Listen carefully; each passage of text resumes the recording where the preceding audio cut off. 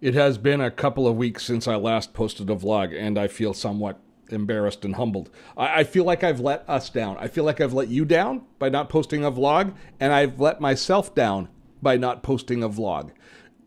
Because one of the kind of things that you need to do if you're going to be a good vlogger is you need to vlog consistently. But I hit a bit of an existential crisis in the vlog, which I will share with you as the topic of today's vlog.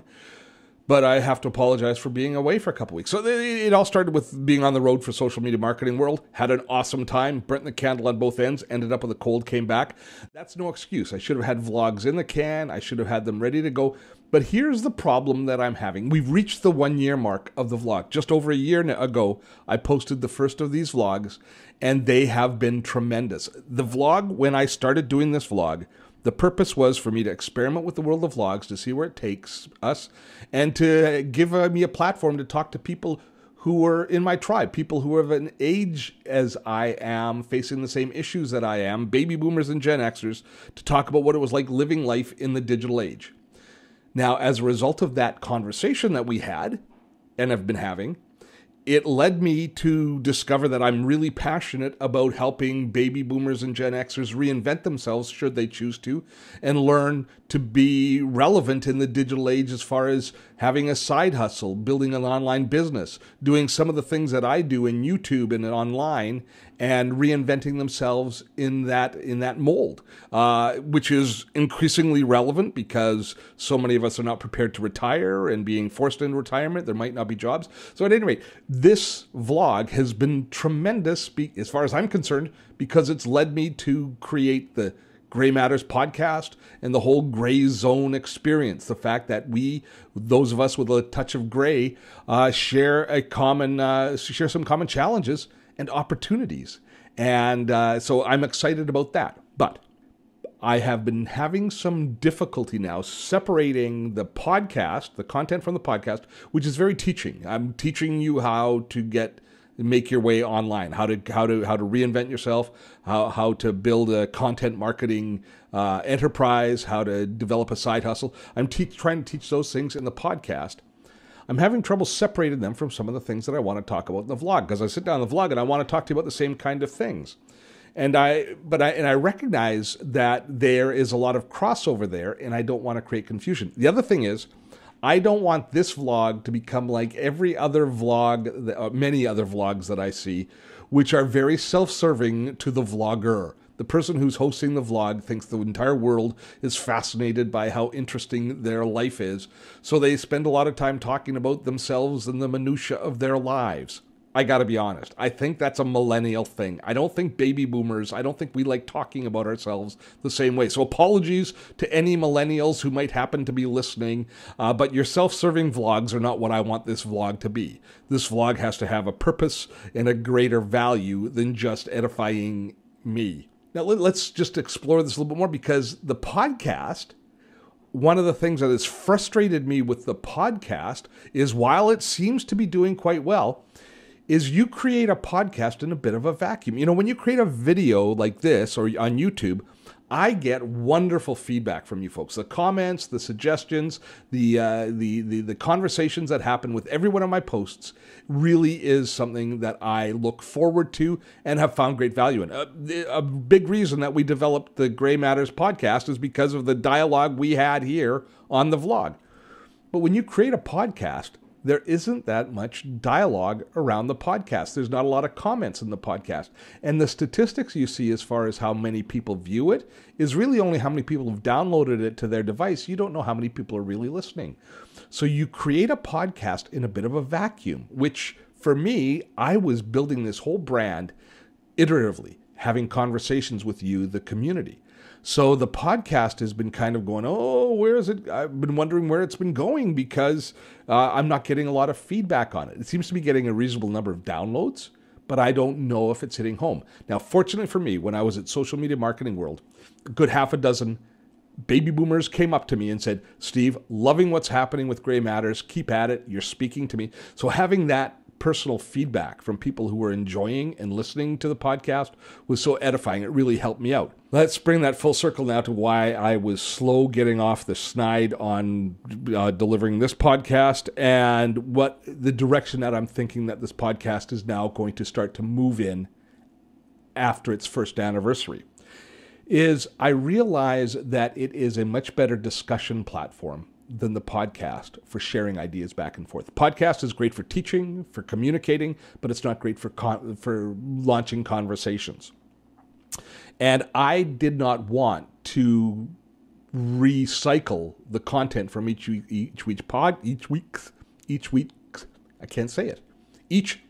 podcast. I did not want to recycle that content here into the vlog. But now that I think about it, I don't see any reason that I can't talk about the same things that I'm talking about in the podcast on the vlog, but talk about them from a slightly different angle. Encourage you to listen to the podcast if you want more information on the topic we're going to talk about, and gain the benefit of the wonderful conversation that happens in YouTube comments or in the blog post comments as a result of that. So I am no longer here on this vlog going to constrain myself to content which is completely different and removed from the podcast. Now, every week it's not going to have to be a supporting piece of content to the podcast, but if I am moved to talk about what I talked about on the podcast, I'm going to share it here on the vlog too. So there's going to be much tighter integration between the vlog and the podcast as before.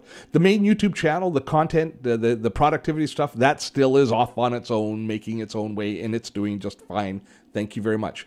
But there will be tighter integration because this vlog is also designed, or its purpose is to help you and to help me understand how to be better digital citizens, how to create more energy, to create more value to the world and to ourselves in the online and social spaces. So there's a natural synergy there that I think I'm going to celebrate a little more. So there it is. I'd love to hear your guys' feedback on this, but from now on, don't be surprised if the vlog and the podcast cover some of the same content. Hopefully it'll add value and it won't be just a regurgitation of the same content, although I can't promise that that won't occasionally be the case. So for example, last week on the podcast, I talked about the 5 most important people in your life. Or the 5 people, you are the sum of the 5 people you spend the most time with. And I was talking about that from the perspective of looking for people to mentor us as baby boomers, how interesting it is that my mentors in the online space are all people who are younger than me. And how that it takes a little bit, I think it takes some effort and doesn't come naturally to baby boomers to humble ourselves before millennials and those younger folk and take advice from them and leadership from them. It's a step that it's a change, it's an attitude adjustment that is well worth doing, I believe, but is not necessarily the most natural and easy thing for us to do. So that's what the podcast, when I'm talking about the 5 most important people are, or you're the sum of the 5 people, if you believe that adage. But, you know, after I posted the podcast, I got to thinking, and, you know, about the people that I shared. I shared 3 people in it, and not 5. I shared 3 people in it who make a big difference in my life, and they still do.